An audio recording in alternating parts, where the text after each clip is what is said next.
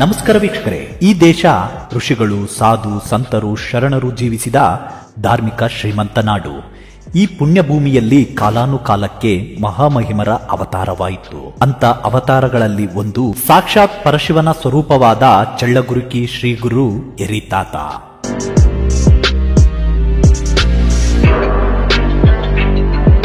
ಮಹಾಮಹಿಮ ಅವತಾರ ಪುರುಷನಾದ ಶ್ರೀ ಗುರು ಎರಿತಾತ ಭಕ್ತರ ಉದ್ಧಾರಕ್ಕೆಂದೇ ಧರೆಗಿಳಿದು ಬಂದ ಭಗವಂತ. ಈ ಕರುಣಾಮಯಿ ಚಳ್ಳಗುರುಕಿಗೆ ಹೇಗೆ ಬಂದ, ಮೊದಲು ಎಲ್ಲಿ ಇದ್ದ, ತನ್ನ ಅದ್ಭುತ ಪವಾಡದಿಂದ ಜನರ ಸಂಕಷ್ಟವನ್ನ ಹೇಗೆ ದೂರ ಮಾಡಿದ, ಇಂದಿಗೂ ನಡೆಯುತ್ತಿರುವ ಪವಾಡಗಳೇನು, ಹೀಗೆ ಹಲವು ಎರಿತಾತನ ರೋಚಕ ಸಂಗತಿಗಳ ಬಗ್ಗೆ ನಾವೀ ದಿನ ತಿಳಿದುಕೊಳ್ಳೋಣ. ಪರಮಾತ್ಮನ ಪ್ರತಿರೂಪವಾದ ಎರಿತಾತ ಎಲ್ಲಿದ್ದ, ಎಲ್ಲಿಂದ ಬಂದ, ಯಾವ ಊರು, ಏನು ಹೆಸರು ಎಂಬ ಯಾವುದೇ ನಿಖರವಾದ ಮಾಹಿತಿಗಳು ಇಂದಿಗೂ ದೊರಕಿಲ್ಲ. ಆದರೆ ಕೆಲವರ ಪ್ರಕಾರ ತಾತ ಆಂಧ್ರದ ಮೂಲದವರೆಂದು, ಇನ್ನು ಕೆಲವರ ಪ್ರಕಾರ ಇವರು ಚಿಕ್ಕಬಳ್ಳಾಪುರದಿಂದ ಬಂದವರೆಂದು, ಹಾಗೂ ಇನ್ನು ಕೆಲವರ ಪ್ರಕಾರ ಇವರು ತಹಸೀಲ್ದಾರರಾಗಿ ಕೆಲಸ ಮಾಡುತ್ತಿದ್ದು ನಂತರ ದಿನಗಳಲ್ಲಿ ವೈರಾಗಿಯಾಗಿ ಅಲೆದಾಡುತ್ತಿದ್ದರು ಎಂದು ಹೇಳಲಾಗುತ್ತಿದೆ. ಆದರೆ ಇವುಗಳಿಗೆ ಯಾವುದೇ ಪುರಾವೆ ಆಗಲಿ ಆಧಾರವಾಗಲಿ ಇಂದಿಗೂ ಲಭ್ಯವಾಗಿಲ್ಲ. ಇನ್ನು ಈ ಮಹಾಯೋಗಿ ಚಳ್ಳಗುರುಕಿ ಪುಣ್ಯಕ್ಷೇತ್ರಕ್ಕೆ ಬಂದು ನೆಲೆಸುವ ಮುನ್ಸೂಚನೆಯನ್ನ ಬಳಗನೂರಿನ ಶ್ರೀ ಮರಿಸ್ವಾಮಿಗಳು ಮೊದಲೇ ಹೇಳಿದ್ರು. ಹೌದು ವೀಕ್ಷಕರೇ, ಬಳಗನೂರಿನ ಶ್ರೀ ಮರಿಸ್ವಾಮಿಗಳು ಆಗಾಗ್ಗೆ ಚಳ್ಳಗುರುಕಿಗೆ ಬಂದು ಹೋಗ್ತಾ ಇದ್ರು. ಹಾಗೆ ಒಂದು ಸಾರಿ ಗ್ರಾಮದ ದಾರಿಯಲ್ಲಿ ಬರುವಾಗ ಒಂದು ಬಯಲಿನಲ್ಲಿ ನಿಂತು ಅಚ್ಚರಿ ಎಂಬಂತೆ ಚಿಕ್ಕ ಕಲ್ಲುಗಳಿಂದ ಆಟಿಕೆಯಂತಹ ಗುಡಿಯನ್ನ ಕಟ್ತಾರೆ. ಅದನ್ನು ನೋಡುತ್ತಿದ್ದ ಜನರು ಕುತೂಹಲದಿಂದ ಹೀಗೇಕೆ ಮಾಡುತ್ತಿದ್ದೀರಿ ಅಂತ ಕೇಳ್ತಾರೆ. ಆಗ ಮರಿಸ್ವಾಮಿಗಳು ಮುಂದೆ ಈ ಸ್ಥಳಕ್ಕೆ ಒಬ್ಬ ಮಹಾನ್ ಯೋಗಿಯ ಆಗಮನವಾಗುತ್ತೆ, ಅವರ ಪಾದಸ್ಪರ್ಶದಿಂದ ಈ ಸ್ಥಳ ಕೈಲಾಸವಾಗುತ್ತೆ, ಇಲ್ಲಿಯೇ ಅವರ ಬೃಹತ್ ಮಠ ನಿರ್ಮಾಣವಾಗುತ್ತೆ, ಹಾಗಾಗಿ ಅದರ ಸಂಕೇತವಾಗಿ ಮಠವನ್ನ ಕಟ್ಟಿದ್ದೇನೆ ಎಂದು ಅಮೃತವಾಣಿಯನ್ನ ನುಡಿದಿದ್ರು. ಅವರ ಭವಿಷ್ಯವಾಣಿಯಂತೆ 19ನೇ ಶತಮಾನದ ಕೊನೆಯಲ್ಲಿ ಎರಿತಾತರ ಅವತಾರವಾಯಿತು.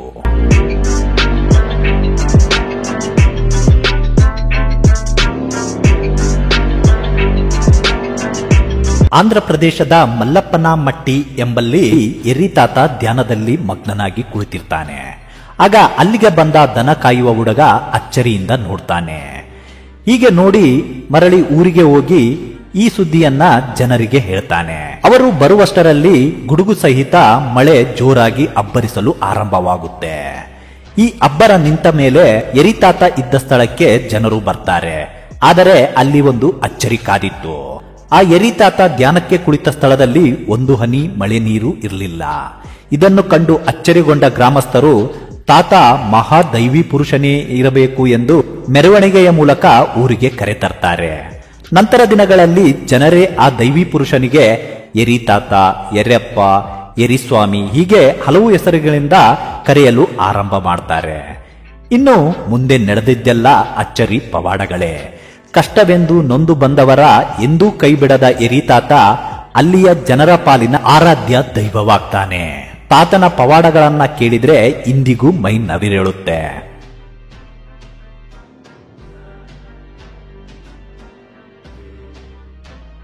ಒಮ್ಮೆ ಕಡು ಬಡವ ತಾತನ ಬಳಿ ಬಂದು, ನಾನು ಈ ಬಡತನದಿಂದ ತುಂಬಾ ನೊಂದಿದ್ದೇನೆ, ನನಗೆ ಈ ಬಡತನದಿಂದ ಮುಕ್ತಿ ನೀಡಿ ನನ್ನನ್ನು ಉದ್ಧರಿಸಬೇಕು ತಂದೆ ಎಂದು ಪೂಜ್ಯ ಎರಿತಾತನಲ್ಲಿ ಬೇಡ್ಕೊಳ್ತಾನೆ.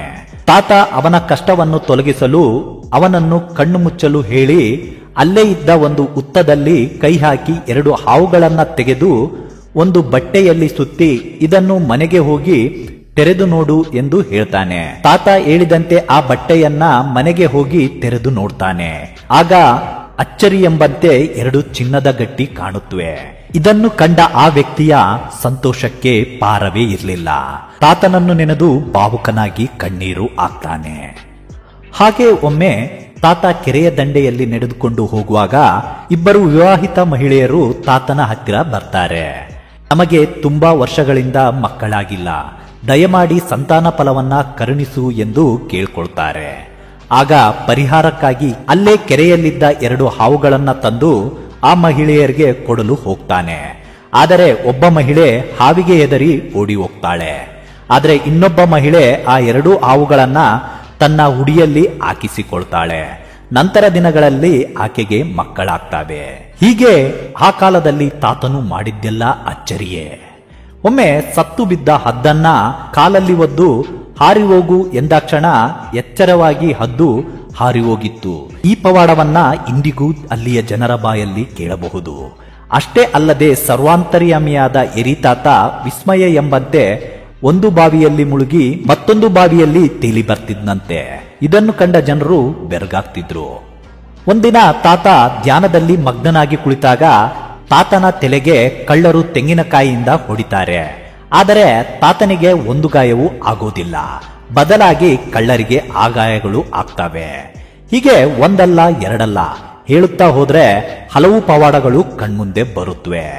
ಮುಷ್ಟೂರು ಗ್ರಾಮದಲ್ಲಿ ಈಶ್ವರನ ಎದುರಿಗಿದ್ದ ನಂದಿಯನ್ನ ತನ್ನ ಕಡೆ ತಿರುಗುವಂತೆ ಮಾಡಿ ಅದ್ಭುತ ಪವಾಡವನ್ನೇ ಸೃಷ್ಟಿ ಮಾಡಿದ್ರು. ಜ್ವರ ಬಂದು ಅಸ್ವಸ್ಥನಾದ ಮಕ್ಕಳಿಗೆ ಬಾಯಲ್ಲಿ ಬೆಲ್ಲವನ್ನ ಹಾಕಿ ಜ್ವರವನ್ನ ತೊಲಗಿಸ್ತಿದ್ರು.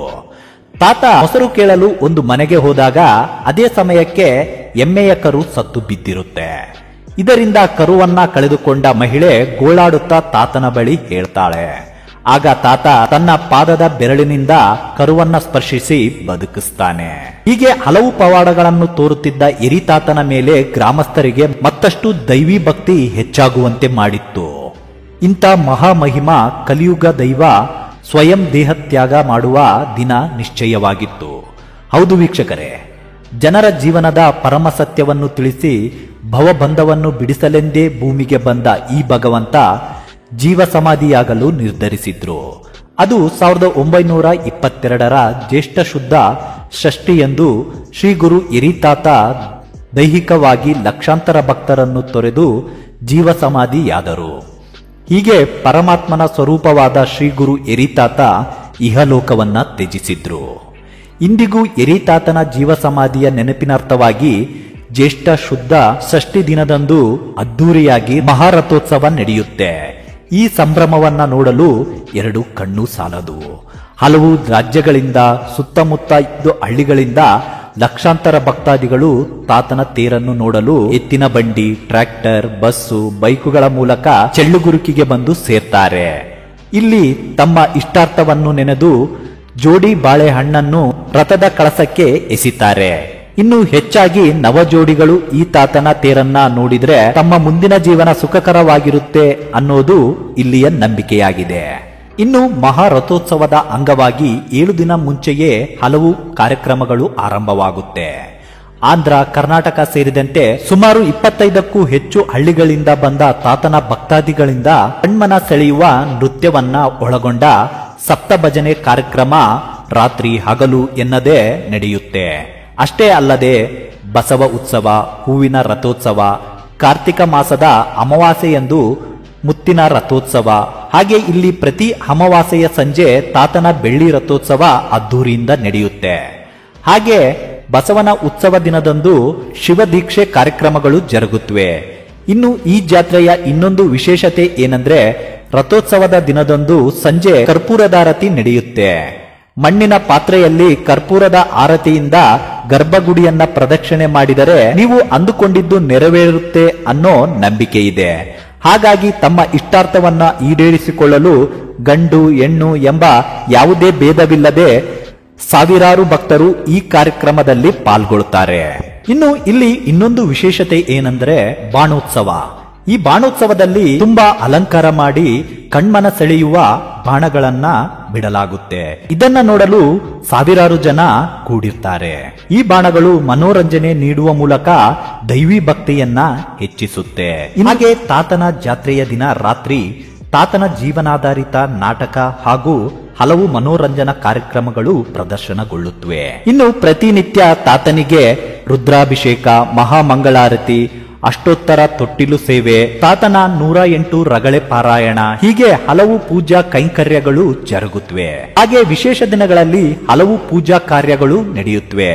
ಕಾರ್ತಿಕ ಮಾಸದ ಕೊನೆಯ 3 ದಿನಗಳಲ್ಲಿ ಶ್ರೀಗಳಿಗೆ ಮಹಾನ್ಯಾಸ ಪೂರ್ವಕ ಅಷ್ಟೋತ್ತರ ಶಂಖಾಭಿಷೇಕ ಪೂಜೆ, 68 ಕಲಶ ಪೂಜೆ, ಪ್ರತಿ ವರ್ಷ ಮಕರ ಸಂಕ್ರಮಣದವರೆಗೂ ಬೆಳಿಗ್ಗೆ ದೇವಸ್ಥಾನದಲ್ಲಿ ಧನುರ್ಮಾಸ ಪೂಜೆ, ಹಾಗೆ ಶಿವರಾತ್ರಿಯ ದಿನದಂದು ಶ್ರೀಗಳಿಗೆ ಲಕ್ಷ ಬಿಲ್ವಾರ್ಚನೆ ಹಾಗೂ ರುದ್ರಾಭಿಷೇಕ ನಡೆಯುತ್ತೆ.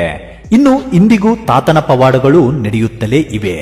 ಇದಕ್ಕೆ ಸಾಕ್ಷಿ ಎಂಬಂತೆ ಗರ್ಭಗುಡಿಯಲ್ಲಿ ತಾತನ ಪಾದುಕೆ ಇರುವ ಉಯ್ಯಾಲೆ ಇದೆ.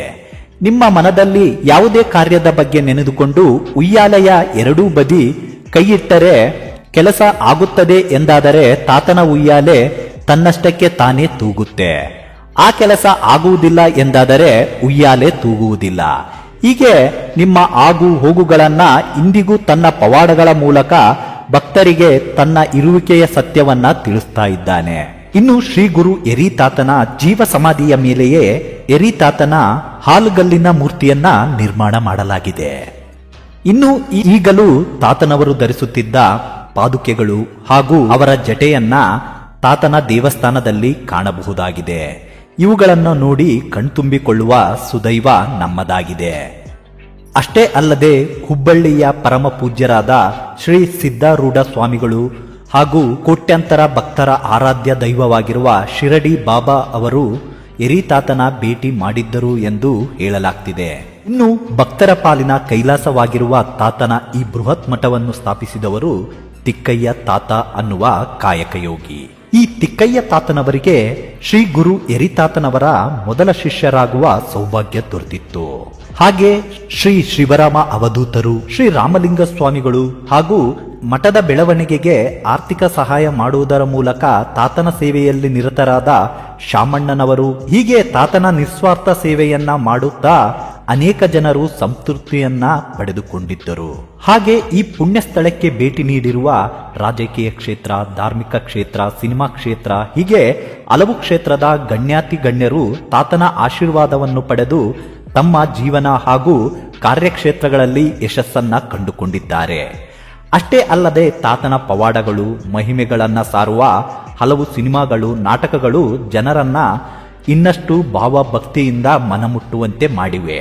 ಈ ಕ್ಷೇತ್ರದಲ್ಲಿ ಪ್ರತಿದಿನ ಅನ್ನದಾಸೋಹ ನಡೆಯುತ್ತೆ. ಇಲ್ಲಿಗೆ ಬಂದ ಭಕ್ತರು ಪ್ರಸಾದದ ರೂಪದಲ್ಲಿ ಊಟವನ್ನ ಸ್ವೀಕರಿಸಿ ಸಂತೃಪ್ತರಾಗ್ತಾರೆ. ಹಾಗೆ ಈ ಕ್ಷೇತ್ರಕ್ಕೆ ಬರುವ ಭಕ್ತಾದಿಗಳಿಗೆ ಉಳಿದುಕೊಳ್ಳಲು ವಸತಿ ವ್ಯವಸ್ಥೆಗಾಗಿ 100ಕ್ಕೂ ಹೆಚ್ಚು ವಸತಿ ಗೃಹ ಹಾಗೂ ಐಷಾರಾಮಿ ವಸತಿ ಗೃಹಗಳಿವೆ. ಹಾಗೆ ಈ ಪುಣ್ಯಕ್ಷೇತ್ರದಲ್ಲಿ ವಿವಾಹ ಆಗಲು ಇಚ್ಛಿಸುವವರಿಗೆ ಸುಸಜ್ಜಿತವಾದ ಕಲ್ಯಾಣ ಮಂಟಪಗಳಿವೆ. ಈ ಪುಣ್ಯಕ್ಷೇತ್ರ ಇರುವುದು ಕರ್ನಾಟಕದ ಬಳ್ಳಾರಿ ಜಿಲ್ಲೆಯಿಂದ ಕೇವಲ 25 ಕಿಲೋಮೀಟರ್ ದೂರದಲ್ಲಿ. ನೀವು ಒಮ್ಮೆಯಾದರೂ ಈ ಪುಣ್ಯಕ್ಷೇತ್ರಕ್ಕೆ ಭೇಟಿ ನೀಡಿ ತಾತನ ಆಶೀರ್ವಾದವನ್ನ ಪಡೆದುಕೊಳ್ಳಿ, ನಿಮ್ಮ ಜನ್ಮವನ್ನ ಪಾವನ ಮಾಡಿಕೊಳ್ಳಿ. ಈ ವಿಡಿಯೋ ನಿಮಗೆ ಇಷ್ಟ ಆದಲ್ಲಿ ಲೈಕ್ ಮಾಡಿ, ಶೇರ್ ಮಾಡಿ. ಇನ್ನೂ ನಮ್ಮ ಚಾನಲ್ಗೆ ಸಬ್ಸ್ಕ್ರೈಬ್ ಮಾಡಿಲ್ಲ ಅಂದರೆ ಸಬ್ಸ್ಕ್ರೈಬ್ ಮಾಡಿ. ಮತ್ತಷ್ಟು ಮಾಹಿತಿಯೊಂದಿಗೆ ಮುಂದಿನ ವಿಡಿಯೋದಲ್ಲಿ ಭೇಟಿಯಾಗೋಣ. ಧನ್ಯವಾದಗಳು.